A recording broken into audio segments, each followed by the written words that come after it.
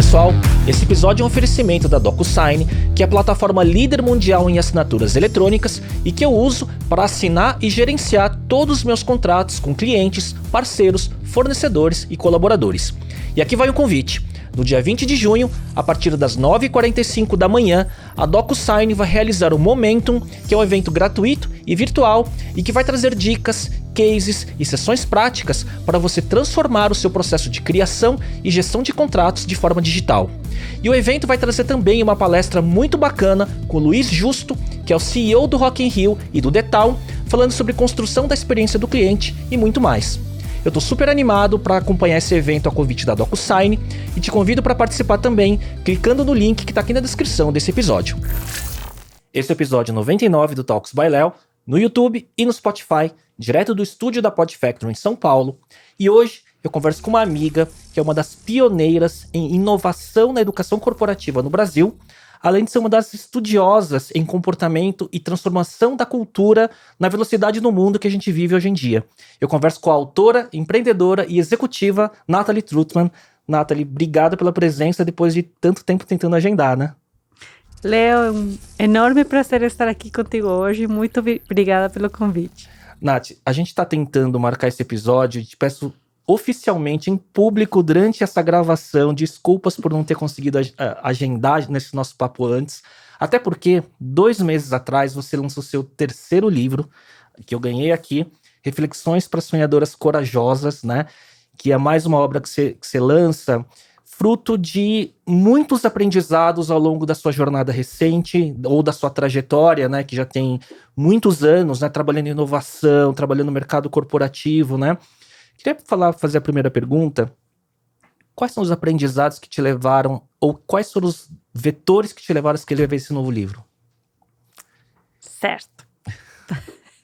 Bom, eu sempre tive a escritora do lado meu através de toda essa jornada. Então, uma forma de eu fazer sentido da jornada é anotando as reflexões que vêm.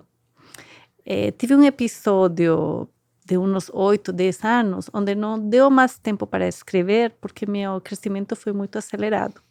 Mas, quando finalmente parei, por conta da pandemia e outras coisas na jornada, as palavras começaram a vir.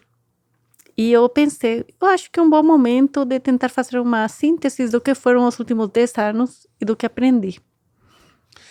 E daí, Nath, eu vejo assim, né, quando você disse da sua ascensão, acho que você teve um crescimento, né, na vida profissional, nos projetos que você estava envolvida, liderando grandes organizações, né, na área de educação corporativa, né, e quando você fala, não tinha tempo para pensar e para exercer alguns talentos que são naturais e que te fazem bem, né, e eu vejo que quando o mundo parou na pandemia e obrigou todo mundo a se confinar, depois do primeiro susto, começam a vir algumas reflexões por conta do espaço que se cria, né, e do vazio que se abre, de certa forma, né?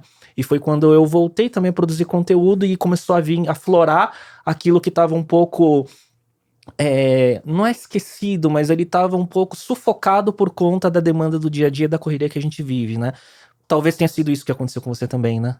Isso, eu acho que são coisas que a gente vai deixando na prateleira, porque a gente vai sendo consumido pelo operacional, pela velocidade, pelas outras responsabilidades da vida. E no meu caso, quando eu comecei a sentir que vinha essa demanda interna de organizar os pensamentos de um jeito escrito, o que me sustentou nessa jornada de escrever, né? Porque agora para mim é mais fácil sendo o terceiro, mas mesmo assim é uma jornada que requer persistência, que às vezes você não tem vontade. E o que me sustenta é que eu penso, isso aqui é um presente para mim.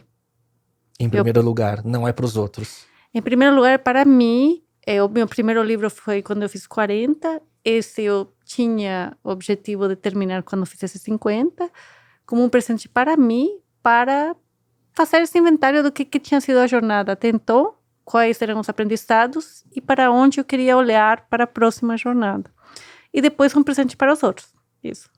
Agora, eu vejo que os seus livros, eles contam a sua trajetória e a fotografia que você tira dos seus aprendizados naquele momento, mas que ele ressoa muito com a carreira de outras pessoas, né? Ou a vida do equilíbrio da vida profissional e pessoal e os questionamentos que todo mundo faz, né? É um pouco disso, né? Porque quais são os grandes nortes que você traz nesse livro pro público? Isso. E sim, eu acho que quando a gente é mais jovem, a gente tende a pensar que a gente é o único que está se afogando nesse copo de água, Uhum. né? Porque a gente é mais jovem, mais inexperiente.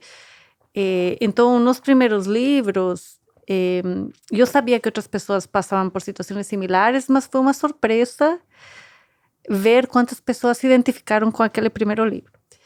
Que era o Manual Para para Sonhadores. Sonhadores. Foi uma grata surpresa, né? Quanto tive de reverberação, de agradecimento e de experiências maravilhosas, né? Com esse aqui, já com os anos, a gente vai vendo que cada etapa da vida tem dores em comum, né? Então, ou desafios em comum, ou prazeres em comum, né? Então, o prazer de mãe de primeira viagem, o prazer de mãe de adolescente, né? Você vai vendo que só muda o endereço, a nacionalidade, o idioma, mas que é muito similar, né? Então, e o meu estilo de escrever é o mesmo estilo que eu gosto quando eu preciso de nutrição.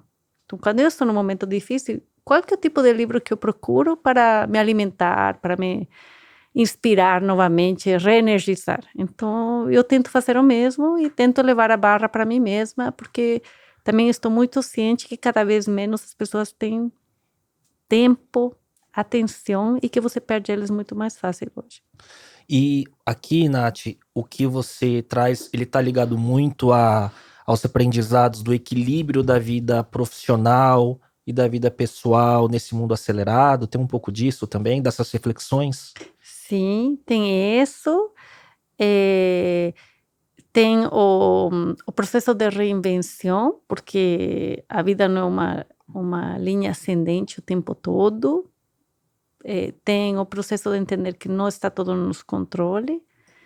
Tem o processo de lidar com a situação da pandemia e da pós-pandemia, porque achamos que só a pandemia ia ser difícil, mas a pós também foi muito difícil, né? Tá sendo, né? Está sendo ainda. E tem também uma reflexão mais macro do ecossistema de inovação, que tenho tido o privilégio de ter participado desde o começo e do que tenho observado também desde minha óptica que vem acontecendo. Então, de ser mulher, também mulher profissional, e de reinvenção mesmo. E dos questionamentos que nunca vão cessar, né? Que vão continuar sempre. Você percebe que eu tenho entrevistado outras mulheres líderes aqui no podcast, empreendedoras ou executivas ou criadoras de conteúdo, e eu vejo que tem essa similaridade no desafio, que é muito comum o que você falou, que está ligado à não linearidade do sucesso e da competição, né, tanto de mulheres entre si, como também dessa questão de falar abertamente do equilíbrio, né, da vida profissional, pessoal, família, maternidade, saúde mental, né? Você sente já que esses temas ecoaram do seu livro para uma parte da audiência ou para pessoas que já viram e se identificaram? Sim, esse livro eu não fiz em grande escala como fiz o primeiro. Uhum. Mas as pessoas muito seniors que têm recebido ele e têm tido tempo de ler, têm tido uma resposta muito forte de como está ecoando. E é interessante que você traz isso porque nosso último podcast, Leo, faz quantos anos? Acho que 2014 ou 15, então vai fazer 8, 9 anos. Isso, né? Eu lembro muito claramente que naquele podcast eu falei algo que eu sentia que não estava sendo falado na época, que não dava para ter todo. Que se eu estava aquela noite sentada naquele podcast, era porque meus filhos estavam sozinhos em casa, com a empregada. E isso eu retomo aqui também. Você lembra que você falou isso? Eu lembro claramente que eu falei isso, porque me incomodava de sobremaneira e me continua incomodando, eu acho que agora está mudando, que tentemos continuar transmitindo a imagem, olha que perfeita eu sou. Eu sou uma grande executiva, mas tenho a família perfeita e tenho a vida perfeita. Isso não é sustentável. E eu acho que a pressão de sustentar, às vezes, uma imagem, ele vira um dos elementos que pesam muito na saúde mental, né? Que é tentar equilibrar todos os pratos e não mostrar fragilidade ou imperfeição, não é isso? Sem dúvida. Ou a imperfeição que é mostrada não é realmente uma imperfeição. Porque me chama a atenção que uma das palavras que mais se usa para descrever esse livro é: nossa, quanto você se expõe. Hum. Então eu falei: expor? Não, eu estou falando coisas que são verdades universais. Eu acho que, na verdade, quando alguém fala como você se expõe, as pessoas estão se vendo num espelho, talvez, não é isso? Ou que elas pensam, não teria coragem de expor dessa forma. Acho que muito mais isso, talvez, não é? Isso, isso. Por isso que quando as pessoas falam: ai, estamos sendo vulneráveis, não estamos ainda, a nível coletivo, né? Uhum.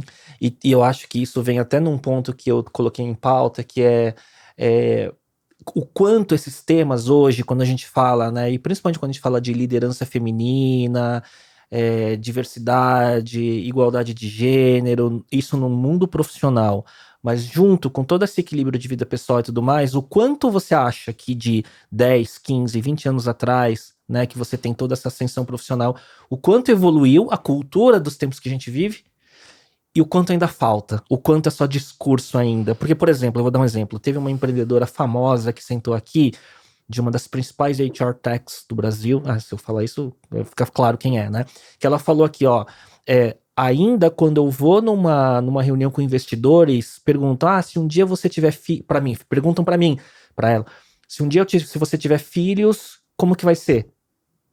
Né, assim, já, tipo, para homem não fazem essa pergunta, não é? Isso, a gente tá falando em 2023 ou 2022, quando a gente gravou, né? Então, quanto é evolução hoje da sociedade ou do mundo profissional abraçar esses temas e o quanto ainda é só discurso e tem muito que evoluir? Ainda, imagina que tão atrás a gente estava 10 anos atrás, se ainda tem esse tipo de perguntas acontecendo. Eu ouvi recentemente um comentário de uma mulher que mencionou: sou a única num grupo de 8 sócios e só me levam na reunião de investidores com uma boneca, para mostrar que tem uma mulher. Uhum. Então, eu acho que se ainda está acontecendo isso, imagina quão atrás a gente está. Eventualmente estamos mais adiantados, mas também tem o que você menciona.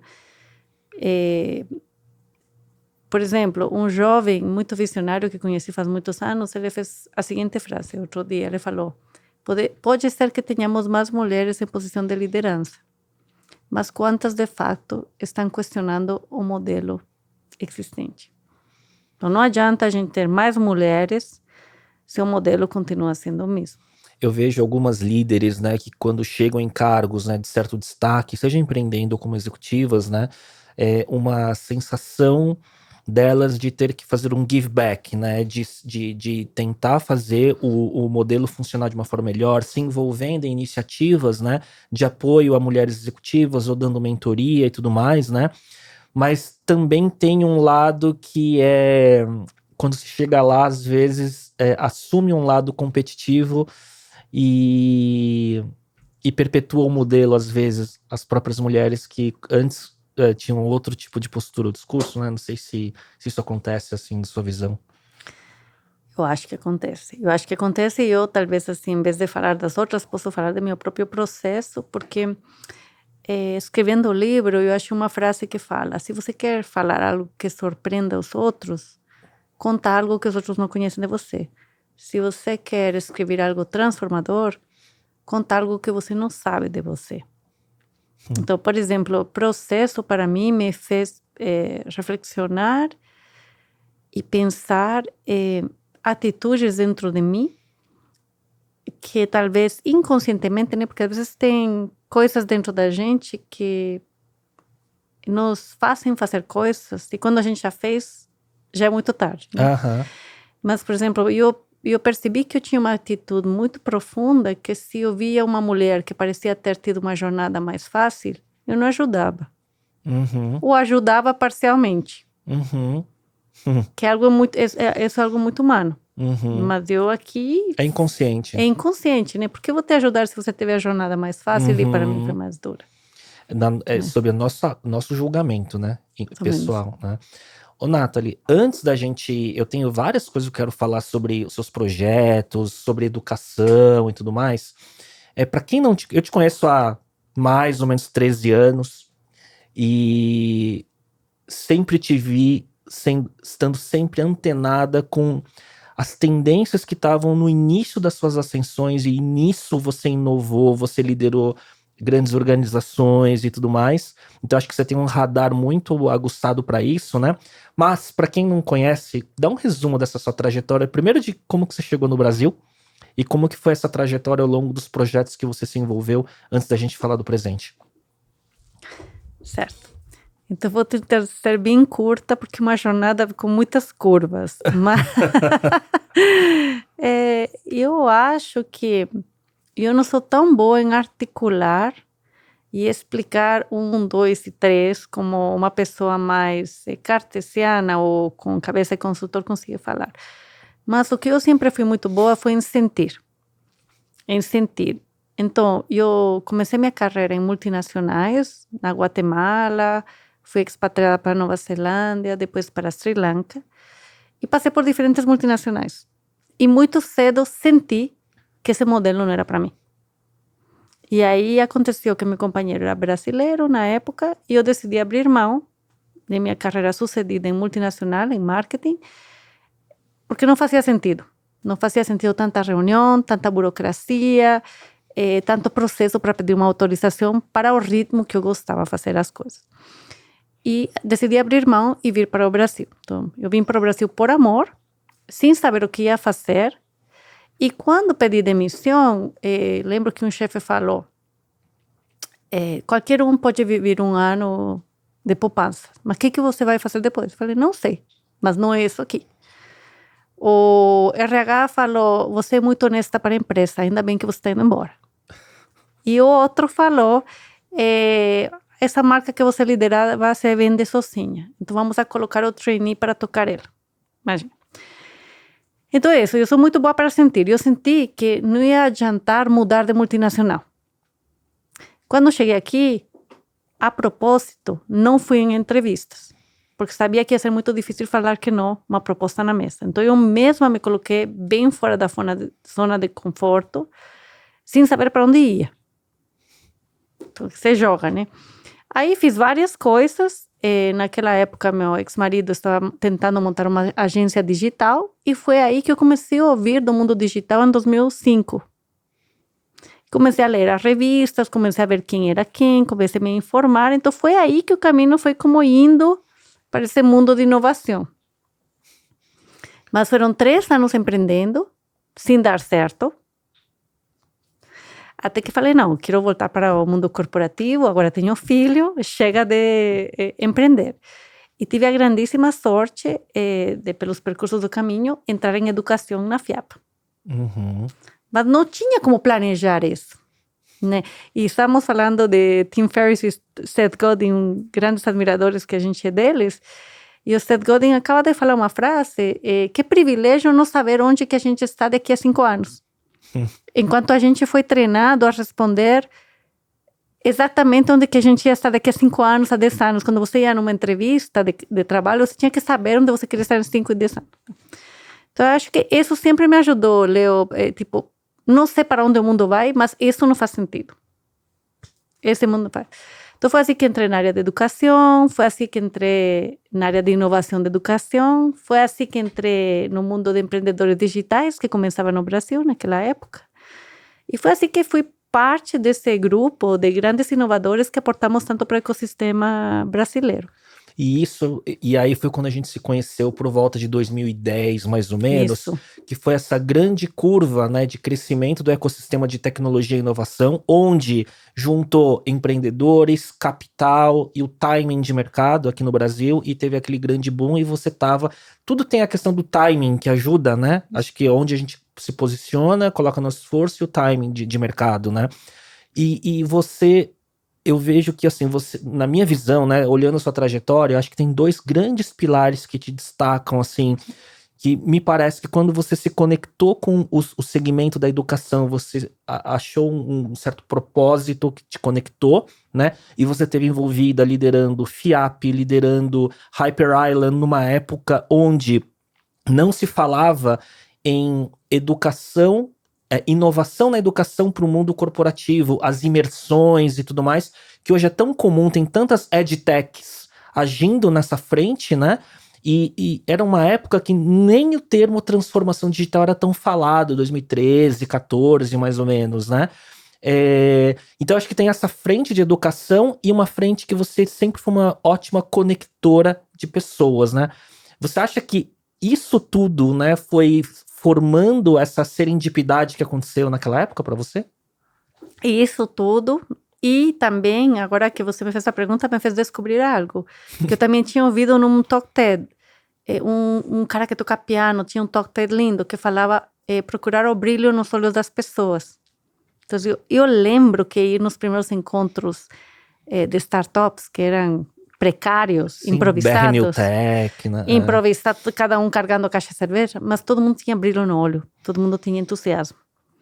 Quando a gente trouxe a Singularity para o Brasil, 2009, para a FIAP, ninguém veio, só os alunos da FIAP. Mas a energia que a gente viveu, que a gente sentiu, então eu acho que é isso, eu acho que às vezes eu não consigo articular, mas quando eu sinto que a energia terminou, até já evoluí e não sinto mais que tenho que justificar por quê. Para mim, a energia terminou. Para outro pode estar dando energia, mas para mim terminou. E então estou sempre procurando o que me dá energia nesse momento, o que me faz meu olho brilhar.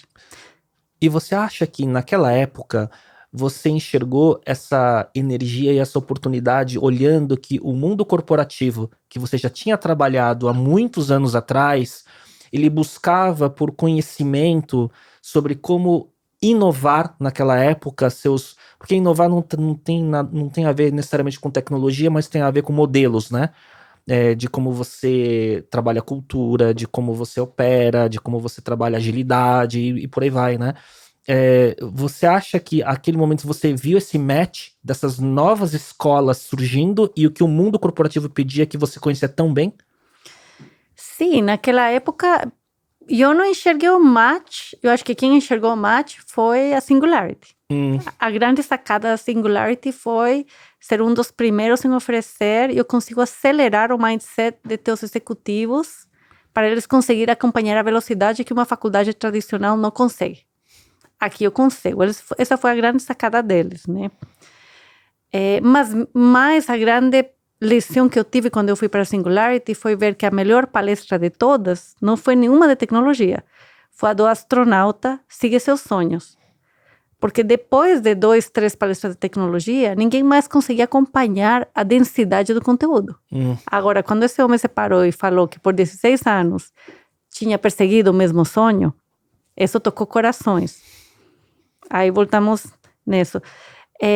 Depois, e aí vem o importante da pergunta que você fez. Então você vê que é a pessoa que inova. Que não importa o framework de moda, o buzzword de moda. É a pessoa. E a pessoa não consegue inovar se ela não fez um percurso inovador na sua vida. Se ela não arriscou. Se ela não virou a mesa. Se ela não passou por baixos, por altos, se não se reinventou. Então de nada adianta você ter um maior budget, o melhor framework, os melhores consultores. Isso não é inovar, na minha visão. Então você acha que tudo começa com quem é o líder visionário que dita a direção para onde tem que ir, e aí o resto, óbvio, né, que método, conhecimento e tudo mais, o resto acompanha. Depois da primeiro ignition e depois do primeiro traction, aí vem o scale, né? E aí precisa os processos e tal, mas tem aquela frase do Peter Thiel, né, from 0 to 1. Sim. Que ele, nos entrevistados, ele procurava aqueles que conseguiam mostrar para ele que seguiram uma ideia, apesar do rechaço social. Porque conseguiram segurar e defender uma ideia, apesar que seus grupos sociais não aceitaram eles. Porque o que todos queremos é pertencer a uma tribo. E quando você é um visionário, você tem que superar as fricções e acreditar muito mais na sua visão do que qualquer outra coisa do que te falam de fora, né? E a solidão também, né? Hum, E o que fica mais difícil hoje em dia, que talvez antes não ficava tão difícil, é a falta de likes, né? de Porque pessoas batendo palma, eu né? passei às vezes batendo palma, porque eu sempre faço uma analogia com uma coisa inovadora que eu fiz, jovem, que foi comprar um veleiro com 3 amigas, com o sonho de ser as primeiras 3 guatemaltecas de dar a volta ao mundo, quando eu tinha 29 anos. E não tinha Facebook na época. Eu fiz porque era algo que via de dentro, né? E hoje eu mesma me vejo como, mesmo estando ciente, você sempre está vendo se de fato o que você postou foi tão inteligente assim. Então aí cria um loop negativo, né? Porque se você não tem os likes que você esperava, então talvez deveria estar fazendo mais do que os outros estão fazendo, que estão recebendo muitos likes. E aí você nivela pelo comum e não pelo diferente, porque o diferente ele não vai ser compreendido pela maioria das pessoas. Isso é um tema curioso que você está falando, né? Se quem inova busca o aplauso e a validação da massa, dificilmente vai inovar, né? É uma boa questão isso, visto que eu tenho falado muito sobre o tema de marketing digital, economia criativa, influenciadores, né? Onde todo mundo está tentando decifrar como ter mais reconhecimento público usando do algoritmo das redes, né?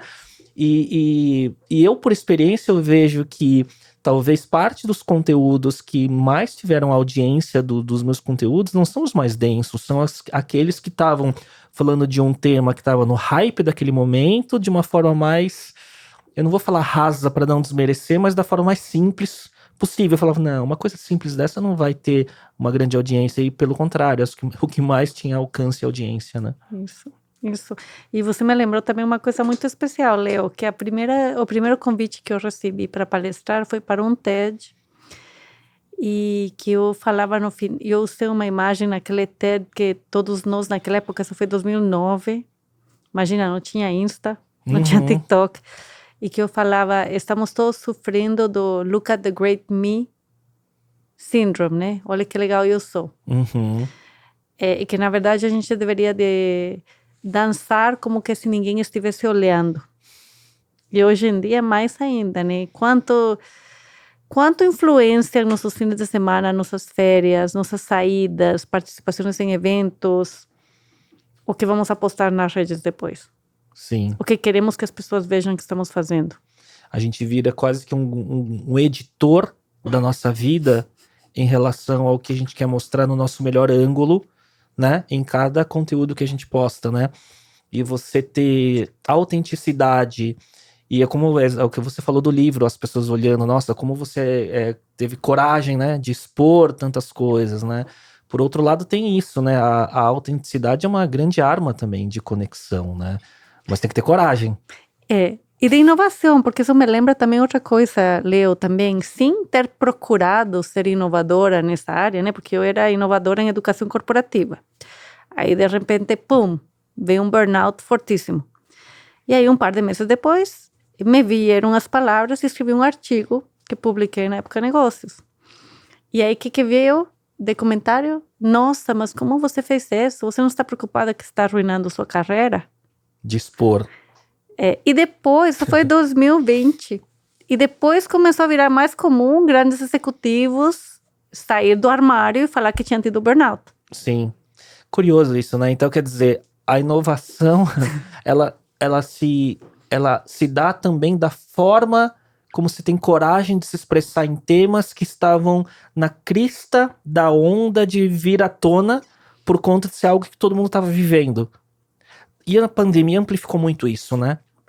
Essa abertura dos armários de tanta gente que queria se expor para falar sobre isso, sobre culturas tóxicas, ou sobre o problema da saúde mental no ambiente corporativo, e por aí vai, né?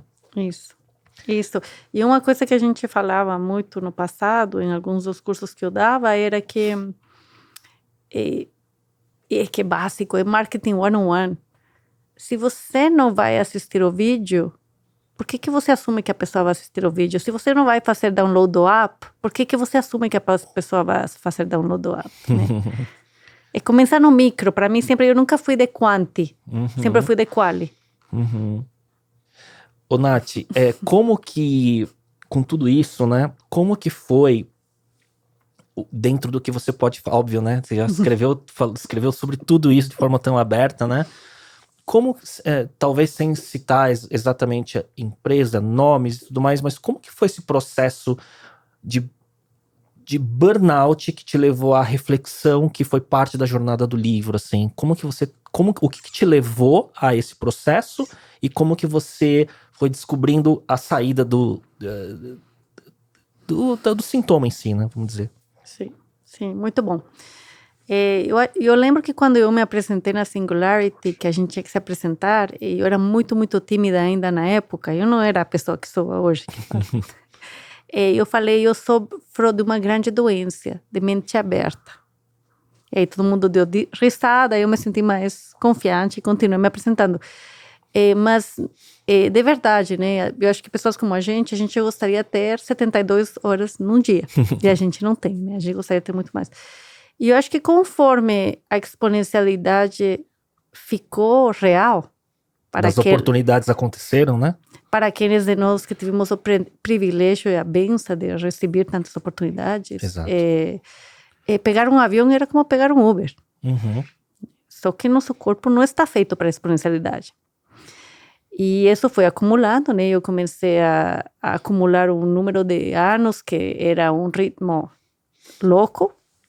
Era mais jovem, achava que dava para dar conta de tudo, mais filhos, mais família. E o burnout foi uma coisa que foi escalando, foi inesperado a queda tão forte, tão rápida, e foi inesperada a queda profissional tão forte, tão rápida. E falam que a vida nos traz o que a gente precisa, né? Mas nem sempre a gente gosta do que está vindo. E a gente não tem que gostar.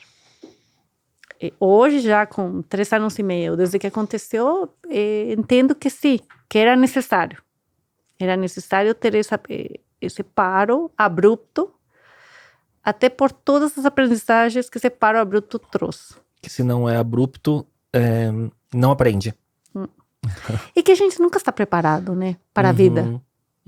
A gente nunca está preparado para o que vem. Em todos os campos, né? Em todos os campos.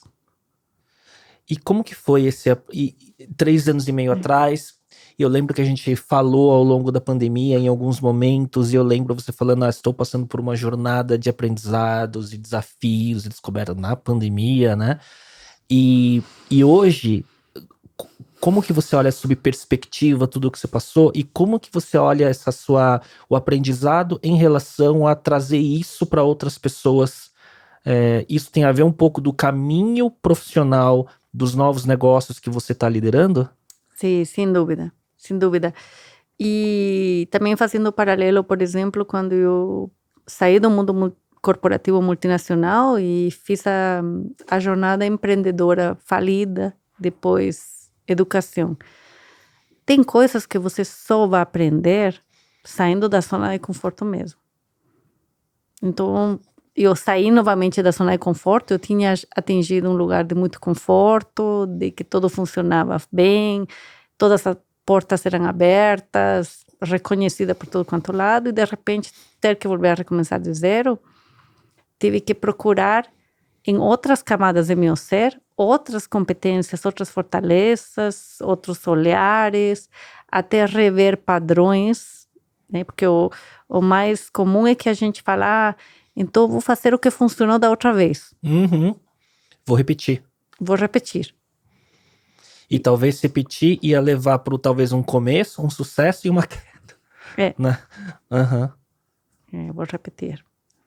E você falou também uma coisa muito importante que como que foi o burnout? Como que é isso?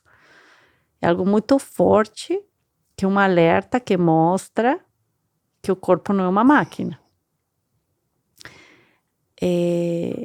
Que a mente é mais um componente do corpo, mas que o todo tem que estar funcionando muito bem. e que tem algo maior, fora do nosso controle, que tem que abrir mão do controle. E que uma vez que você passa por 1, por 2, por 3 burnouts, que foi meu caso, tem que estar ciente das limitações, porque são, como que se fala? Memórias no corpo, né? O corpo tem memória. O corpo tem memória, então bem fácil os sintomas. Ele aprende a voltar aos mesmos sintomas por conta das mesmas causas, vamos dizer assim, porque não mudou o comportamento. É curioso, porque esse ano eu tive problema de hérnia de disco repetida e outras coisas mais de saúde que me impediram de estar fazendo certas até atividades físicas como eu gostaria, que me tiraram da minha disciplina até de alimentação e tudo mais, que eu estava muito bem do ponto de vista de disciplina, principalmente ao longo da pandemia. Mas eu vejo, e fazendo também terapia e tudo mais, eu vejo que tem um padrão repetitivo de exigir do corpo que ele não além do que ele está podendo dar. E aí quando cruza esse limite, esses sintomas estão vindo de certa forma repetida e com uma certa... Quer dizer, você passa pelo sintoma, aí regride, ufa, passou. Mas depois ele volta. Porque você não mudou seu padrão. E o padrão não é só a quantidade do trabalho, dos compromissos, mas como a mente se relaciona com isso. Porque às vezes a gente tem uma tendência eu pelo menos tenho a colocar uma intensidade muito maior do que o necessário até nas pequenas coisas que eu tô fazendo. Então você vai se drenando energeticamente, emocionalmente, né? Eu não sei se passa por esse território também quando você fala do burnout, assim. Sim, eu acho que a gente viveu nessa exponencialidade, e para as pessoas overachievers e para quem estava nesse meio de exponencialidade, tecnologia e empreendedorismo, vivimos também o negócio de ir colocando mais e mais e mais e mais no to-do, até mais para o que supostamente é well-being. Dou um exemplo bobo, mas recentemente me enterei de uma nova aula de yoga, que não tenho feito. E já ia correr me inscrever no seminário de 3 horas, que tinha que atravessar a cidade. E eu falei, cara, só senta em casa e toma um chá. Faça a lavanderia. Né? Porque fica aquela coisa. E era para yoga, que é para well-being. Mas eu acho que é isso, né? A gente começa a adicionar tanta coisa. Na verdade, a gente precisa sair a caminhar. E também tem um exemplo de quanto tem crescido o número de maratonistas e de Ironmans desde que começou todo esse movimento, porque tentar acompanhar a velocidade, então tenho que processar tanto conteúdo, tantas tarefas no dia, que depois tenho que fazer exercício por 4 horas para limpar toda essa energia para volver a retomar. E junto com tudo isso, eu percebo que a curva do crescimento do mercado, talvez, de tecnologia, inovação, growth hacking, né? E tudo é como chegar mais rápido numa exponencialidade de produção dos negócios e dos resultados, né? Mas ele veio, junto a isso, toda a tendência de produtividade, métodos para você render mais, biohacking. Então, como você hackeia o corpo humano como se fosse uma máquina, né, com exercício, nutrição, drogas, apps, né, e tudo mais, para você dar conta de suportar essa exponencialidade que o mundo cobra, né, se você é um overachiever, usando a sua palavra, né. Só que aí a consequência, 1 década ou 15 anos depois, é que tem um monte de gente quebrando, né, fisicamente, né. Isso, e se você também, como eu era, uma referência em inovação, né? Então eu sempre queria ser a primeira em estar no congresso que ninguém tinha ido. E sempre queria saber a primeira a ter o conteúdo X. Nunca tive a carreira de ser a primeira em postar, porque não postava na época. Mas sim queria ter sido a primeira em ter ido. Tem isso que o Derek Sivers falou recentemente e que tenho lido também. Saiu na Harvard Business Review e tem na School of Life agora. Tem na School of Life The Sorrow of Overachievers. Tem um que Derek Sivers falou que good enough is your superpower.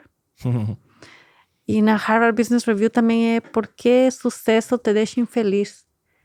Você compartilhou comigo esse artigo. Porque é aquele negócio que no budismo também falam dos hungry ghosts, né? E imagino que aconteceu contigo também, né? Quando a gente se acostumou a sucesso diário,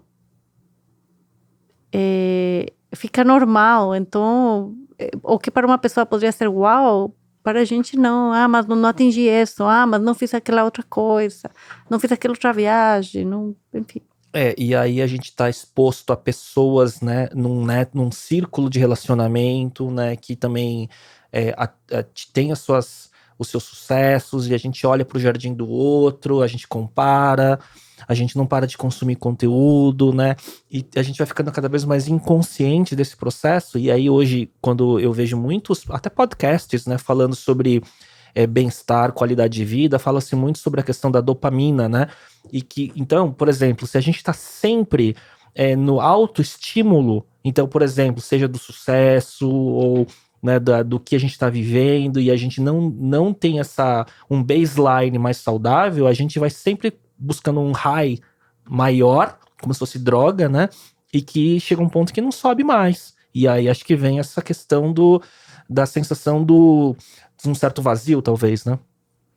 De um vazio. E tem se falado muito hoje em dia, quando se fala desses desafios de saúde mental, de depressão, que a população, como geral, está passando, de desconexão, porque você mal conversa em família, amizades viram utilitárias, e conversas que você talvez antes tinha mais tempo para conversar com o condutor de Uber, para conversar na padaria com a pessoa que te atende, até com a própria pessoa que talvez venha te ajudar em casa, você não tem tempo.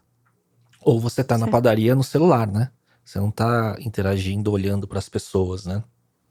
Essa questão que você falou dos relacionamentos utilitários, a gente falou, acho que num dos calls que a gente fez, né, entre nós, assim, ao longo dos últimos, mesmo ao longo da pandemia, né, quando o cenário externo, ou o crachá que a gente veste, ou sinais de sucesso do que a gente está naquele momento, quando esses sinais mudam, muito do nosso redor muda também, inclusive das pessoas que estão perto ou não, né? Então, eu acho que essa questão das relações utilitárias, eu acho que é um ponto bem relevante, não é? Muito, muito relevante. Eu achava que sabia, não sabia, então agora mais madura, mais velha, vejo quão ingênua talvez fui, quão doloroso pode ser. Mas também vejo que, como sempre procurei o brilho nos olhos, tanto no meu como dos outros, aí você vê, né, quem tem a visão de relacionamento a longo prazo. Isso é verdade. A gente passou por fases e nossas vidas foram se trançando em certos momentos, né, de altos e baixos e tal, mas estamos na luta.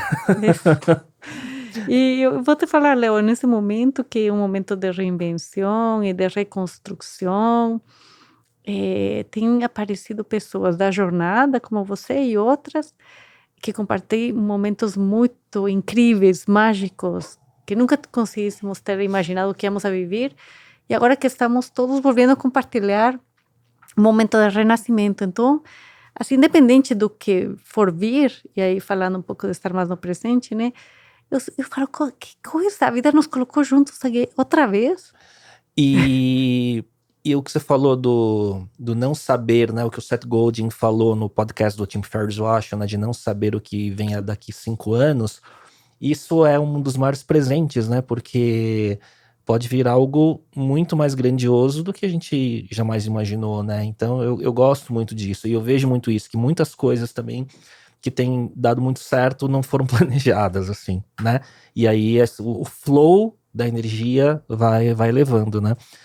Ô, Nath, falando sobre educação, inovação em educação corporativa, você que foi, assim, falando em português claro, já que a Nath é super humilde, né, e não fala, a Nathalie foi vice-presidente, não, General Manager para América Latina da Hyper Island, uma das primeiras escolas de inovação na educação corporativa, né, numa época, 2014, mais ou menos, 15, que não se falava nisso no Brasil, né? Trouxe Singularity numa parceria com a FIAP, então muitos grandes sucessos nesse segmento, né? Como que você vê o mercado hoje de inovação? Que a gente estava falando um pouco antes de abrir a câmera, né? Porque virou um lugar comum, né? De que hoje existem muitas empresas, edtechs e tudo mais falando, não, nós vendemos inovação, transformação digital no mercado corporativo.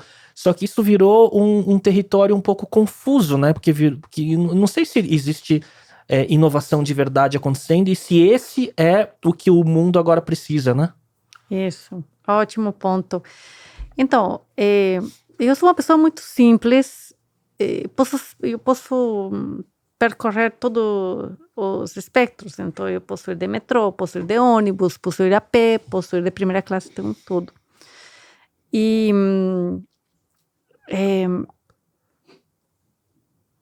como que eu estou vendo o que está acontecendo? E quando começou, eu vi quando começaram a entrar as posições de diretor de inovação. Eu estava num headhunter na época, 2008. Eu falei, nossa, existe algo assim? Que incrível, né? Existe algo assim. Que começava em 2008, começavam os encontros dos empreendedores. E lembro que esses encontros de empreendedores, a grande empolgação era, vamos a reinventar indústrias. Uhum. Vamos a fazer a indústria da música melhor, vamos a fazer a indústria X melhor, vamos a reinventar indústrias. Através de tecnologia e tudo mais. Através de tecnologia. Fazer um mundo melhor, né?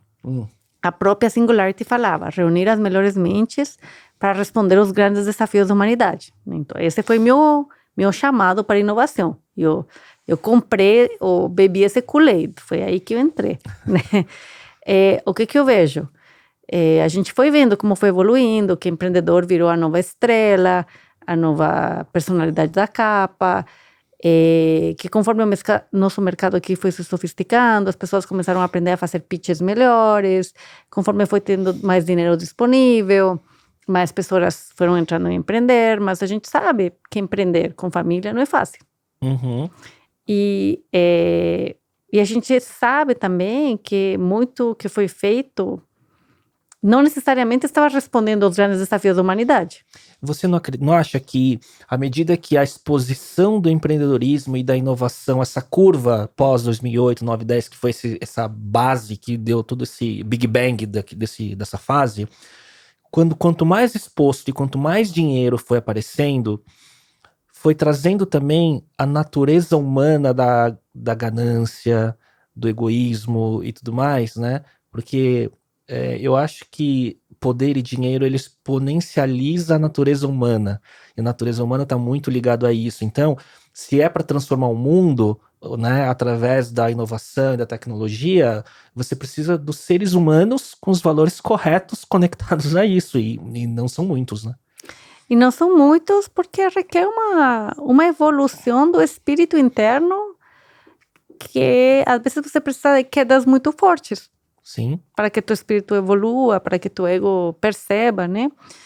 E então, respondendo mais diretamente a tua pergunta, eu acho que se perdeu o norte, não só do lado do empreendedorismo, mas também do lado dos investidores, porque os investidores migraram para um modelo de investimento que prometia altíssimos retornos, apesar do risco. Então, todo o ecossistema foi indo nessa direção, a empolgação foi direcionando para lá. E tem muitos desafios que ainda não foram resolvidos. E o que eu acho é que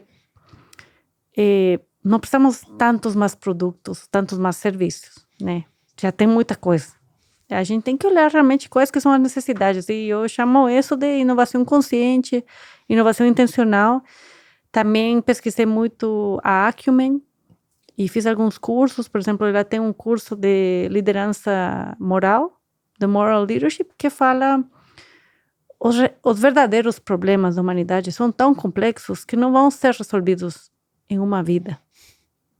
Então, aí coloco um espelho nessa vontade de querer ser o herói da história. Quantos empreendedores não conheci recentemente que queriam ser, eu quero ser quem mudou tal coisa. Não. Eu quero ser o Elon Musk, né? Mandar a gente para Marte.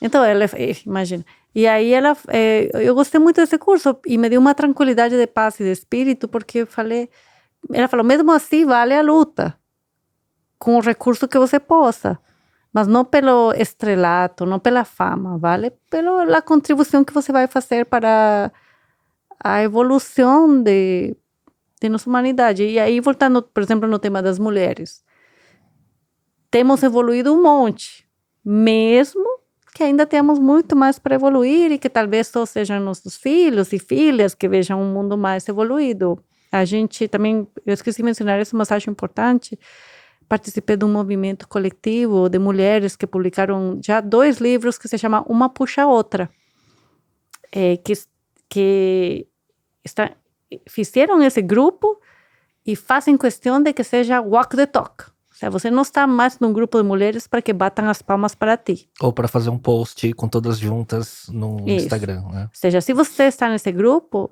é porque se você vai pedir ajuda, vão te ajudar, e se alguém te pedir ajuda, você vai ajudar. Então eu acho que, só para fechar a pergunta que você fez, eu acho que essa onda de empreendedorismo, de inovação, de modelos exponenciais, para mim já passou. E aí a gente estava falando sobre outros conceitos, e eu acredito muito nesse seu... Você tem um feeling do que a transformação da cultura pede naquele momento específico, assim como você estava conectada lá com a Singularity, lá no fim dos anos 2000 e tudo mais, para um momento que o mundo corporativo pedia esse refresh de conhecimento e de formas de pensar antes de tudo, né? E você acha que isso que você está estudando agora, né, da inovação consciente, né, da liderança moral, ou de não usar mais a palavra inovação, e sim, acho que era regeneração que você falou, né? Você acha que isso é uma tendência que a gente vai ver cada vez mais adiante? Sim, acho que sim. Porque já passamos a onda de que todas as empresas tinham que se informar de transformação digital. Aquelas que não se informaram e não se treinaram, veio o Covid e ensinou para elas, né? Falaram que a maior transformação digital foi Covid. Sim. E agora, nesse momento que a gente está enfrentando, com todos os desafios mentais das pessoas, com os desafios mais complexos da sociedade e do mundo, cada vez começa a bater a água mais perto de casa, né? Sim. Você vê os problemas em casa, então... Você não pode mais, cada vez menos, por mais insensitivo que a pessoa seja, cada vez começa a ficar mais perto doença mental, adicção aos videogames, por exemplo. Então, você já questiona, né? Não é mais o problema do outro. Sim. Está aí. É a pobreza que a gente vive nesse país, né? Que a gente, se você caminha na rua, você vê. Teus filhos vêm. Nunca todos esses elementos estiveram tão misturados e presentes, né? Porque antes parece que a gente confinava, vida profissional é uma caixinha, vida pessoal é outra, família, filhos, né? Hoje, acho que de novo, por conta de Covid, né, ficou tudo tão junto e misturado e você tá fazendo quase tudo ao mesmo tempo, de certa forma, né? Não tem essa agenda tão definida muitas vezes e que pede talvez um reaprendizado de como lidar com esses desafios, né? Talvez seja um pouco nessa linha, né? Isso. E um despertar de consciência para aqueles de nós que temos o privilégio de ter todas as necessidades básicas muito bem supridas. Quando você fala um despertar de consciência, você quer dizer, do ponto de vista de consciência, de awareness, né? De ter consciência do que está ao redor, ou você leva isso também para um território quase espiritual também, de autoconhecimento, num nível maior, assim? Acho que primeiro eu levo ao nível de consciência do impacto que tem nossas palavras, nossas ações. Então, se a gente faz um post de um jeito, a gente está contribuindo a um certo movimento. Se a gente faz um post de outro jeito, está contribuindo a outro movimento. Fazer um livro do jeito que eu fiz, para que a gente está contribuindo? Uhum. Eu acho que mais uma consciência desse impacto que a gente tem, né, no todo. Também, eu acho que no âmbito espiritual, a consciência Sim, que a gente é energia, que a mente é mais um componente do corpo. E aí eu acho que existem camadas para esse aprendizado acontecer, mas que começam nas coisas simples, né, da observação das suas ações do dia a dia, né? Nathalie, fala sobre a Ontari, né, que é o seu negócio, sua consultoria atual, que acho que vem em consonância e de encontro com todos esses seus aprendizados dos últimos tempos e para onde você acredita que o mundo está indo e que tipo de consultoria ou de serviço se encaixa nessa transformação do momento que a gente vive, que está um pouco ligado também a um pouco que a gente estava falando aqui, né? Isso. Então, eu preciso de natureza. E quando estou na natureza, sinto a tranquilidade e a abundância que de fato existe nesse mundo. Então, as ideias vêm de outro lugar. E aí, no começo do ano, eu estava num dos meus lugares que mais recentemente tem sido um lugar de nutrição, de esse contato, e veio para mim a palavra Ontari, ouvindo um audiobook. E eu falei, bom, o que eu sei fazer bem é esse trabalho com líderes e pessoas dentro de empresas, porque muitos anos atrás li um livro que me convenceu que uma das maiores forças de mudança são as empresas. E por alguma razão eu encanei com isso. Eu não encanei com ser empreendedora, né? Eu encanei com esse poder das empresas se estivessem caminhando num caminho mais win-win-win, né? Ou mais regenerativo, quanto bom poderia ser criado para o mundo. E aí veio essa palavra e eu pensei, bom, se for criar, se esse é meu superpoder, se isso que eu sei fazer bem, pelo que eu fui conhecida, como que eu criaria uma consultoria hoje em dia? O que ela teria? E ainda está em desenvolvimento, MVP, mas o que eu penso? É a primeira consultoria de treinamentos para o futuro liderada por mulheres. A maioria é liderada por homens, de consultorias que existem hoje aqui e fora do Brasil.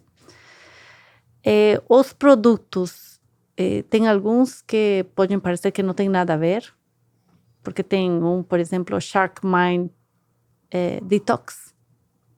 Shark Mindset Detox. Não, Shark Tank Mindset Detox. Ou Arte para Wellbeing, que é difícil pensar que uma empresa hoje vai comprar isso. Mas tem um propósito. Tem um propósito. Qual que é o propósito? É ajudar as empresas a ser mais saudáveis e ter um impacto mais positivo. Através de jornadas muito customizadas. Porque cada empresa é um organismo vivo. Com uma cultura, pessoas, né? Obviamente, que é o que faz uma empresa, né? Tem que ter um assessment, tem que ter uma análise inicial poderosa para conseguir identificar como criar essas trilhas personalizadas, de certa forma, né? Isso. E tenho minha sócia, Virginie Fernandes, que é minha sócia, que ela tem muitíssimos anos de RH. Então, a gente combina esses dois superpowers. A gente tem uma rede de Global Experts, que a gente chama. A gente está fazendo algumas parcerias interessantes. A gente também virou hub dos Inner Development Goals, os IDGs, que são o framework que foi recentemente criado para atingirmos mais rapidamente os Sustainable Development Goals. Porque caiu a ficha que os Sustainable Development Goals, que a gente quer chegar em 2030, não vamos a chegar com a consciência atual que a gente tem, né? A velha frase do Einstein. Então, a mudança tem que vir de dentro. Caramba. Então, a gente tem uma dos principais produtos é líderes para futuros emergentes alinhado aos IDGs. Quer dizer, você tem... É muito claro o que está entregando, de certa forma, para uma empresa, para uma área de RH, entender o que está comprando, de certa forma, né? Porque agora ficou mais claro, porque muito do que está sendo falado dentro dos IDGs, e até os pensadores que estão envolvidos, como Peter Senge ou como Robert Keegan, que já eram pessoas muito fortes nessa área de transformação corporativa, de empresas que aprendem, e todos esses temas, agora ficou mais claro que antes que esse trabalho tem que ser feito para que as empresas consigam chegar nos ODS que estabeleceram para a empresa. Uhum. Que se o nível de consciência do pensar, do ser, do agir, do colaborar e do actuar, que são os 5 pilares dos IDGs, não está acontecendo, não adianta. Novamente, estamos só com umas buzzwords, mas não sem estamos... o caminho de como que se chega sem lá. o caminho. E, quer dizer, tem que chegar lá, mas como chega, aí é outra, né? Tipo, envolve essa transformação. As pessoas, então... Como que tá esse seu momento? Porque assim, eu imagino, como você falou, tem o Global Experts, acho que eu lembro quando você me passou o site uma vez, falou, dá uma olhada, o que você acha e tal. Eu vi nomes que fizeram parte, de certa forma, de algum momento da sua jornada, então você foi recolhendo, né, você foi convidando pessoas brilhantes que você conheceu ao longo do seu caminho, né, e convidando para participar dessa rede de experts, né. E como que tá hoje? Você já tá abordando as empresas para fazer os projetos piloto? Como é que tá a receptividade? Porque tem muito a ver também com o ponto de maturidade e, né, que uma empresa tá para ser permeável, porque assim, o seu target não é todo mundo, é uma handful, né, um grupo de empresas com o nível de maturidade pronto para estar comprando seu serviço, né? Perfeito, perfeito. E no mercado você tem um espectro, né, de empresas. Algumas ainda estão comprando transformação digital, Sim. que nunca passaram por treinamento. Sim. Então é o espectro. Certamente, Leo, a gente está no momento de gerar awareness, né? A gente lançou oficialmente no LinkedIn 11 de maio. Então, oficialmente comunicamos, estamos saindo com isso. Outros dos produtos não fora da caixa é, por exemplo, viagens ao passado. Então, na minha visão, já se esgotou a onda de ir para a Silicon Valley, para a China, para Israel, para ver todos os polos de tecnologia. E a gente precisa seguir a linha do livro do futuro ancestral do Ayrton Klink, acho que se chama. Não conheço, mas vou me informar. Então, temos 2 ofertas de jornadas, mas é para a Amazônia. Então, tipo, porque tem uma frase esqueci o nome dele, que fala, mas que adoro, que coloquei no meu Insta, que é: o futuro tem um coração antigo. E tem esse livro que lançou também o Ayrton Klink, uma coisa assim, que é Futuro Ancestral. Que legal. Então, eu acho que a gente tem 2 produtos desses, de jornada para a Amazônia, para desde esse lugar pensar nos futuros emergentes, porque todos somos co-criadores desse futuro, né? Como se chamava de Apple? O Steve Jobs? Steve Jobs falava, né? Sim. A gente criou, de fato, criamos, né?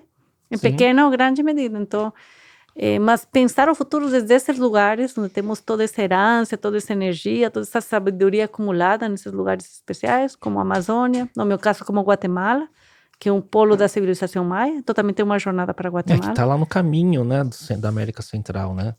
Muito conhecimento, né? Agora... perdão, Leo. Então, a gente está no gerar awareness e como é a vida, né? E foi igual que quando trouxemos a Singularity. Aparece 1, 2, de onde você menos espera, que chegou a energia, algo que eu falei ressoou e que vem bater na porta, né? E é um negócio que é voz a voz, não tem jeito. E aí, um case, um projeto piloto bem feito vai gerar o outro, e acho que você não tá buscando escala, você tá buscando qualidade, né? Qualidade. É difícil, acho que também a jornada ali tá no começo, né? Você sente que tem que tangenciar, porque eu acredito muito nessa questão, né, de tem muitos conhecimentos em tese não explicados pela ciência tradicional, né, conhecimentos acumulados historicamente, volta ao passado e tudo mais, eu acredito nisso. Falo pouco, porque quando falo pode soar um pouco esotérico demais, ou, né, você sente que tem que ancorar esses conhecimentos, esses discursos que estão embutidos no produto que você está lançando, no serviço, para que uma área de RH que contrata não enxergue como uma jornada esotérica, e sim como uma transformação real, com mensuração em cima disso? Sim, sem dúvida. E foi o mesmo desafio com transformação digital, né? Porque transformação digital era mudança de mindset e cultura. É verdade. Mas você tinha que mostrar tangivelmente por que isso era importante. Né, de é a mesma negócio. coisa. Eu acho que aí que vem a diferença e a velha frase de a qualidade da intervenção depende do trabalho interior que o interventor fez. Então, e por isso que a gente se sente de certa forma confiante, porque ambas temos jornadas muito fortes. Eu em inovação, Track record, né? Track record. E nesse momento da vida também paciência. Realmente trabalhar com as pessoas que a gente quer trabalhar. Fazer escolhas, né? Acho que esse é um grande aprendizado da vida, né? Isso. Buscar falar não para muita coisa e escolher o que você vai falar sim. Isso. Porque quando a gente tá em outros momentos da vida, a gente vai se envolvendo com tanta coisa, né? E vai se drenando com tantas frentes que no final não acaba não construindo tanto, né? Se a gente tivesse mais foco, né? Eu vejo isso também. Sabe que ano passado eu ficava com uma frase na cabeça, ainda não cheguei lá, mas eu ficava com uma frase na cabeça falando que eu gostaria de aprender como mover montanhas sem me esgotar. Isso é boa. E nessa jornada da construção da Ontare tenho visto a repetição de padrões e novamente trazendo o que funcionou no passado para frente, observando. Você tem que, opa, estou indo para um lugar que eu já sei onde que vai dar. Isso. E se policiar. E ouvindo mais o corpo. Respeitando mais o sinal do corpo, seja cansaço, seja estresse, seja insônia. Ansiedade. Que ele diz muito, né, sobre o que você tá se comprometendo, se isso tá te alimentando ou não, né? Isso. Eu acho interessante. Engraçado, porque, por exemplo, né, o gravar o podcast, para mim, ele é uma atividade que ele me consome energia, mas eu tento estar o mais presente possível, mente limpa, notificações desligadas e tal. Mas depois ele ele me alimenta tanto, a troca, né? Que eu posso acabar cansado, mas com um nível de felicidade e satisfação por cada troca feita. Eu vou dar um exemplo. Semana passada eu gravei um episódio e eu tava saindo de uma virose, né? E aí, óbvio, eu testei se não era Covid, se não era nada, pra não vir gravar aqui e infectar alguém e tal. Mas eu até falei pro Fernando que tá comandando aqui a parte técnica, né? Eu falei, cara, puta, eu cheguei aqui super cansado, né? Falei, não, mas eu vou cumprir, vou gravar. E depois que eu gravei, cheguei em casa, eu só fui melhorando meus sintomas e a minha energia, né? Então, por conta de, acho que quando você tá conectado com algo que te brilha os olhos, aquela energia alimenta, né? E ele reverbera na saúde como um todo, né? Mental, física, né? Emocional. Eu estou convencida que é gerar química na gente, né? Não tenho dúvida nenhuma. Gerar química, né? A gente... Tudo é nutrição, não só o que a gente come, né? Sim. O que a gente lê, o que a gente... Com quem a gente se conecta. Quem a gente escolhe, né? Trocar energia, né? E tudo mais, né? Ô, Nathalie, falando nisso, você sempre foi... Uma pergunta que tá aqui, né? Você sempre foi uma grande conectora de pessoas. Eu lembro no auge daquele momento, FIAP, Hyper Island, assim, né? E por ser um momento de mercado onde tudo isso estava começando a acontecer, a inovação corporativa, né? Transformação digital. Então era um momento onde todos os senior managers, as grandes multinacionais estavam bebendo dessa fonte, você estava no centro disso tudo, né? Então... e você conversava com o mundo corporativo, com o mundo das startups por conta de Singularity e tudo mais, né? Com autores, né? Então você me apresentou muitos empreendedores que vieram construir grandes negócios, me apresentou... quando você falou, foi a primeira pessoa que falou de Peter Diamandis para mim foi você.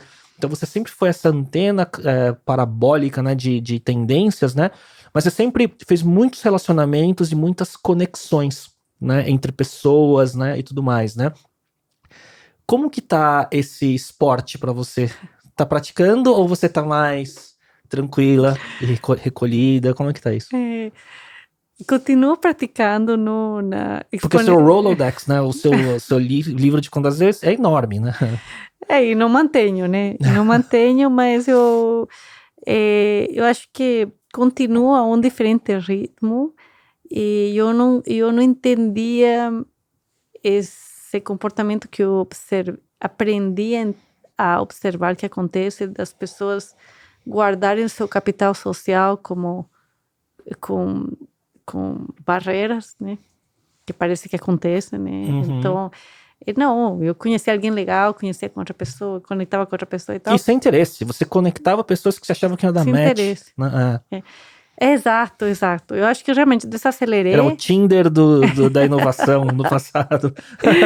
Desacelerei, porque também desacelerei muito minha participação em muitos eventos, em muitas coisas, e trouxe um foco muito forte para a família e para dentro. Então não dá tempo, não acho que foi mais isso. Uma escolha, né? É uma escolha, não dá tempo. Não dá tempo. Eu acho que foi também um pouco como minha jornada na FIAP. Na FIAP, no começo, estávamos picando pedra lá atrás. Mas a gente foi trazendo muita gente muito boa. Sim. Então chegou um momento que realmente não fazia tanta mais diferença se eu estava aí ou não. Você já tinha construído os alicerces, né? Daquilo.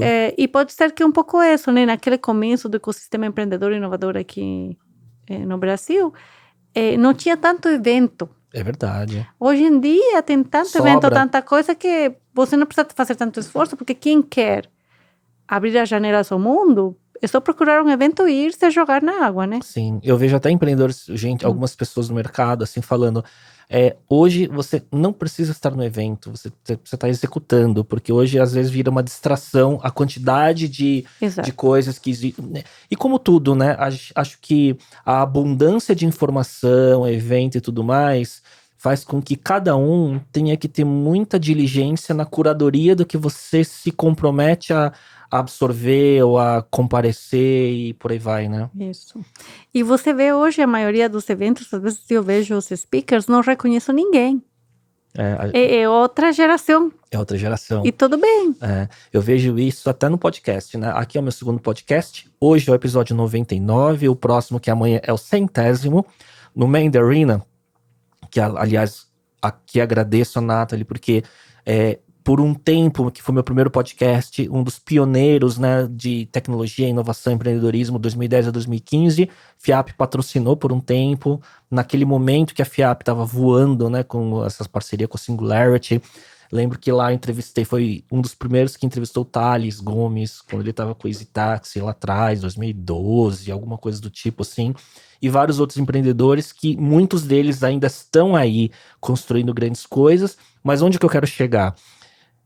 De 100 episódios, mais de 100 episódios do meu primeiro podcast e 100 desse segundo, eu já percebo nessa uma década de diferença a mudança geracional e que muitos protagonistas do tempo atual são outros e eu tô aprendendo a trazendo gente que ainda tá construindo e realizando e também conhecendo pessoas novas que estão construindo nesse momento. É muito curioso isso, sabe? É muito curioso. E você acho que tá vivendo esse momento também de estar expandindo, né, o seu círculo e vendo que tem novas pessoas aí construindo coisas boas, né? Sim, eu tento dedicar um tempo para estar envolvida com pessoas mais jovens. Uhum. Eu também faço isso. Isso. E tem muita gente brilhante para aprender, viu? Muito. Né? Muito. Então, esse rol de conectora, só fechando essa pergunta que você fez, eu acho que talvez não tem mais essa necessidade, né? Está acontecendo por si só. Sim. É uma coisa natural, mas muita gente da geração atual não sabe quantos matches você fez no passado. E naquela época tinha uma empreendedora estrangeira que tinha criado uma ferramenta que infelizmente não foi para frente, que era para você track os matches que você fazia, porque naquela época você apresentava por e-mail.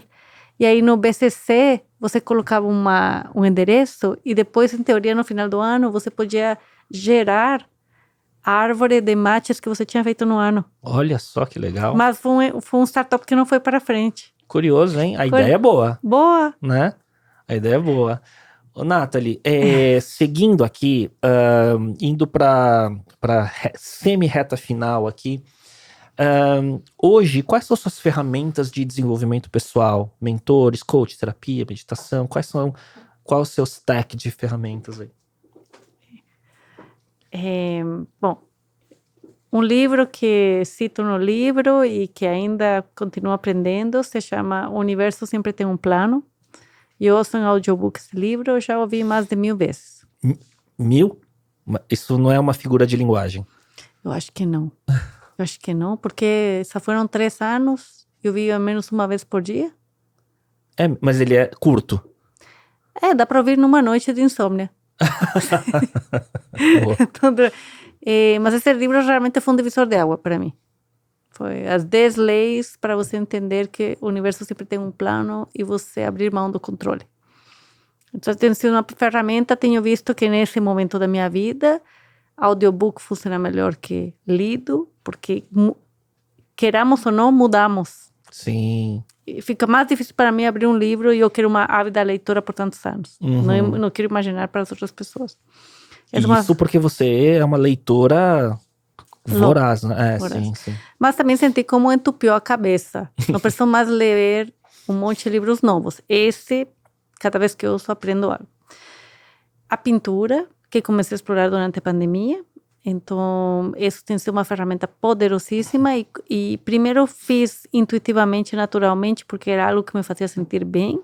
Quando fui ler depois um pouco sobre arte e terapia, também menciona muito isso que o corpo guarda as memórias e que a cor, as formas que a gente usa, se a gente não tenta pintar para fazer bonito, se a gente só tenta ouvir, sentir que cor a gente necessita nesse momento, é uma forma de automassagem, de autorregulação do sistema nervoso central da gente. Então, eu meditei por muitos anos, não consigo mais meditar, mas minha meditação é a pintura. Sim, é a ferramenta, né? É uma ferramenta. Uhum. Estar com gente, as tarefas domésticas. A pandemia, muita gente abriu mão de ajuda doméstica, e como todos, eu também abri mão, e não retomei. Então, mantenho, fazer a lavanderia, fazer a louça. Comida não, porque nunca fui da cozinha. Mas eu sinto que são ferramentas que aterram para quem tem uma cabeça que fica muito de volta ao básico. Essa ferramenta é uma ferramenta de muita discussão no meu lar, na minha casa, na minha família, filha, esposa. E eu relutava, eu tenho um staff, tenho faxineira, empregado em casa e tal, mas tem dias que não tem, e nesses dias que não tem, existe uma escala em casa de quem faz o quê. E por muito tempo, ainda me pego nesses momentos, eu resmungava e, nossa, mas isso, eu tinha que estar focado em produzir uma tarefa profissional aqui, né, e não tirando lixo, por exemplo, que é uma tarefa.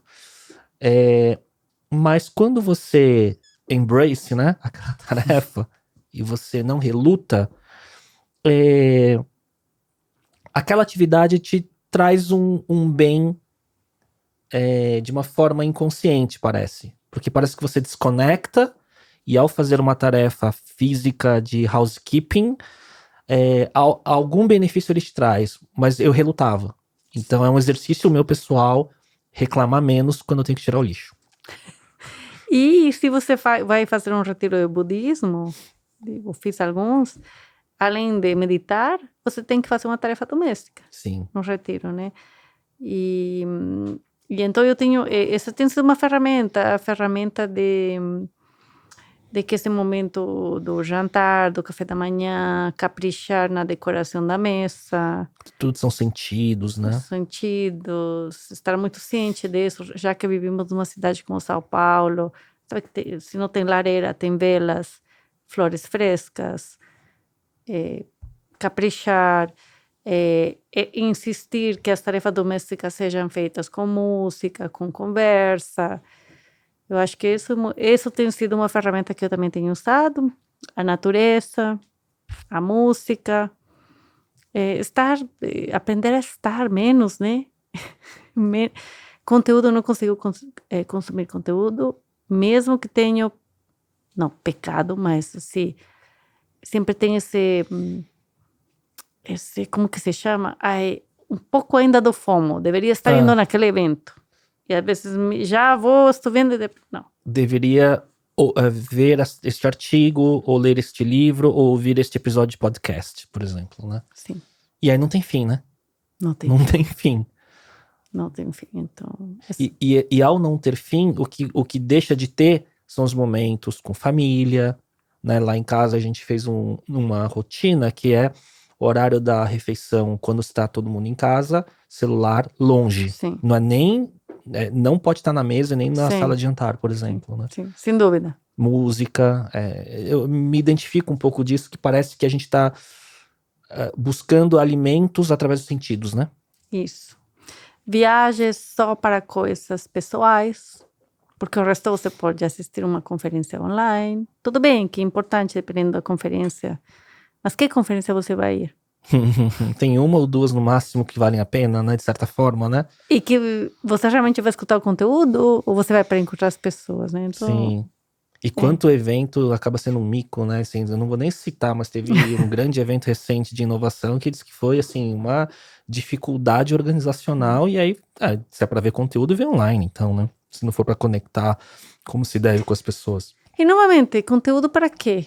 Como se aplica esse conteúdo à realidade desse país? Não vira só uma obesidade intelectual porque você absorveu mais conteúdo. Isso. Né? Eu tenho esse problema também de ter que, às vezes, dar uma segurada, porque minha mente também vai atraindo, e vou consumindo um conteúdo atrás do outro, mas no fim, o quanto se aplica, né? De verdade, Isso. na prática, né? Pouca coisa, na verdade, né? São poucos os fundamentos que fazem a diferença na nossa ação do dia a dia, né? Isso. Que normalmente tem a ver com a disciplina e a consistência de você simplesmente continuar fazendo o básico bem feito. Isso. Né? Que a gente acha que às vezes que tem que, no próximo conteúdo que você aprender, no próximo livro, na próxima palestra, você vai achar o truque que vai acelerar um processo que na verdade você tem que ter paciência para passar pelo trivial muitas vezes durante o dia, né? É que não tem truque, né? Não tem. E que no final está dentro. Se você para, você escuta. É. Está dentro.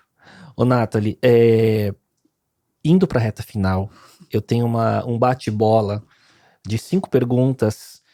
Uma delas eu acho que você já respondeu. Algumas delas você já respondeu, mas vamos tentar de novo. E mesmo que tenha que repetir a mesma dica, vamos lá, porque aqui fica condensado. Que um dia vou fazer um Tribe of Mentors, um Tools of Titans e agrupar todos os aprendizados de todos os episódios. Um dia farei. Vamos ver. Mas vamos lá. Então, primeiro é um hábito que te ajuda no dia a dia. Pintar. Um livro que você recomenda. Acho que essa aqui tá fácil, né? Repete o nome, por favor. Acho que não tem em português, mas se tiver, O Universo Sempre Tem um Plano. Você acha que não tem em português? Acho que não tem, mas se tiver que ser um em português... acho que é Alquimista, viu? Eu revisitei o Alquimista esses dias. Eu li quando eu tinha 18 anos. Boa. E li ano passado e... É que tudo tem a ver também com o momento, né, da nossa trajetória. Às vezes uma releitura ressoa até mais do que em outro, né, do que na primeira vez, ou enfim. Um podcast, filme ou série que gostaria de recomendar? Eu ouço muito Tara Brach, que é uma meditadora de muitos anos e que traz insights muito bons. Ela tem um podcast? Sim. Olha só, inglês? Sim. Muito bom. E português tem o Patrick Santos. Uhum. Se você conhece. Sim. Um app, um aplicativo não óbvio que você usa com frequência. Não uso. Ótimo. O app não óbvio é não usar. Não uso. Boa. E se tiver uma frase que te representa, ou que te identifique, ou que tá no seu top of mind, qual seria? Em inglês é Magic Seeker. Como que seria em português? Lembra que eu fui diretora mágica também na FIAP uma época? É verdade, Chief Magic Officer, não era? Uma CMO, né? Sim. Isso lá atrás, né? Magic Seeker. Seeker de busca? De buscadora? Uma exploradora de magia. De mágica. Muito bom. Nathalie, tem tantos temas que a gente poderia derivar, aprofundar, mas antes de acabar, indicar o Reflexões para Sonhadoras Corajosas, o novo livro da Nathalie, que de novo eu peço desculpas por não ter conseguido ir no lançamento, porque, olha, a verdade é que eu me comprometi com tantas coisas nos últimos meses e a minha saúde faltou, que eu tive, eu não vou falar que eu não tive um burnout, mas eu tive um clutter mental de lidar com muitas coisas ao mesmo tempo, né? Então, queria agradecer o presente que a Nathalie vai assinar para mim. Agora, só para mulheres? Você acha que só mulheres se identificam com reflexões para sonhadoras corajosas, ou você acha que ressoa para os homens também? Acho que deve ser interessante ouvir um homem ler. É mesmo? E ver o que acha. Eu vou levar para minha casa, para minha família, mas eu vou dar uma folheada, porque você falou tanta coisa de exposição e tudo mais, que conhecendo uma parte considerável da sua trajetória, eu fiquei curioso em ver o que eu não sei.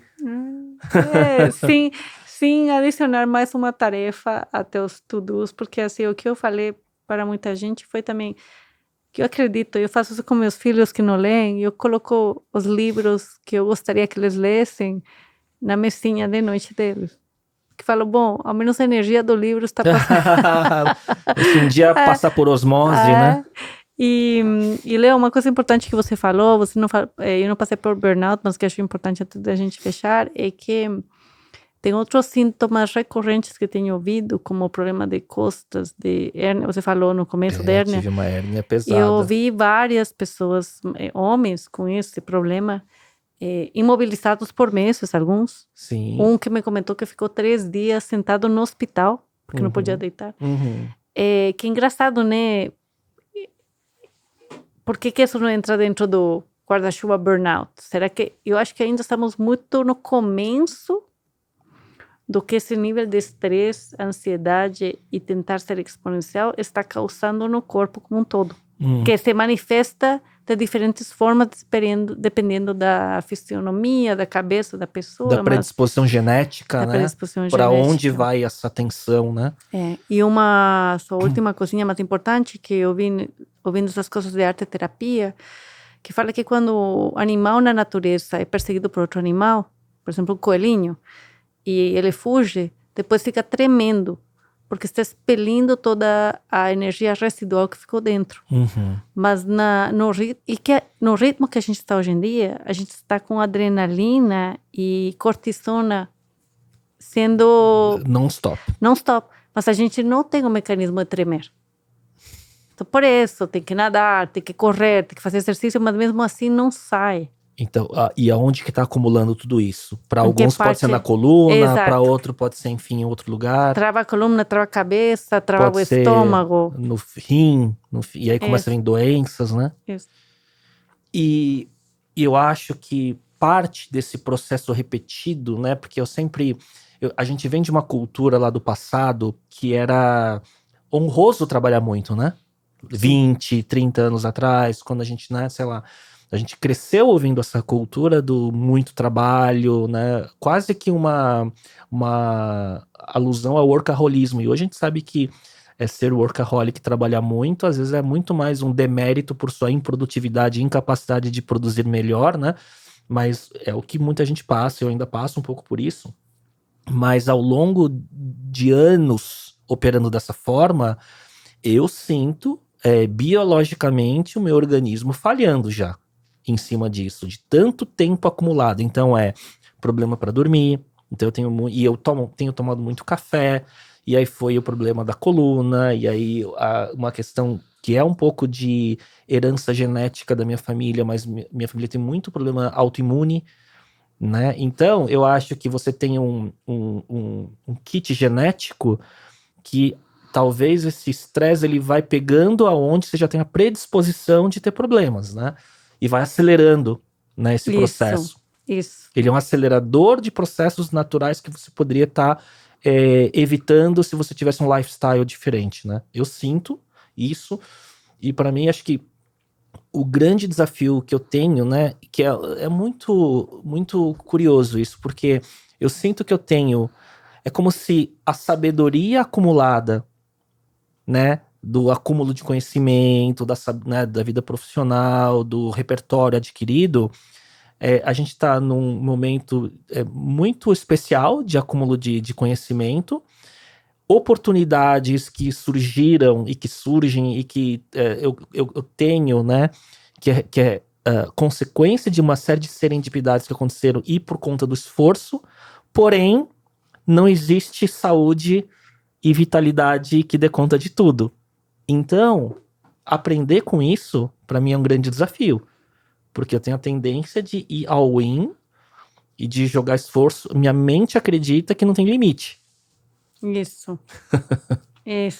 Então, por mais que eu tenha tido busca por autoconhecimento, fiz retiro na Índia, mas o dia a dia ainda é uma armadilha constante pra mim, sabe? Sim, eu acho que essa é uma das grandes viradas de chaves nesse momento que a gente tem que fazer, que de certa forma a pandemia nos deu essa oportunidade. E que... vamos contratar a Ontari para trazer alguns produtos aqui para os meus negócios. Inshallah. Eu queria agradecer, assim, o bate-papo não tem fim, porque tem muito tema, né? E esse foi um dos episódios, acho que eu mais falei também, e não só ouvi, porque tem muita troca, né?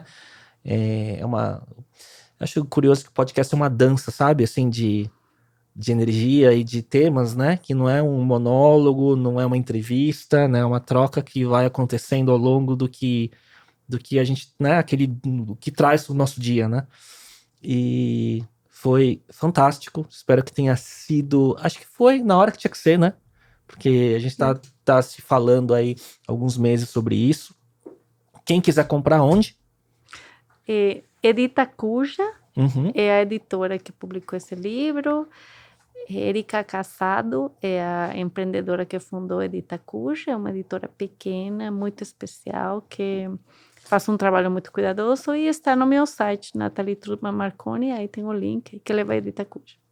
Tá muito bonito, viu? A edição. Tá bem legal.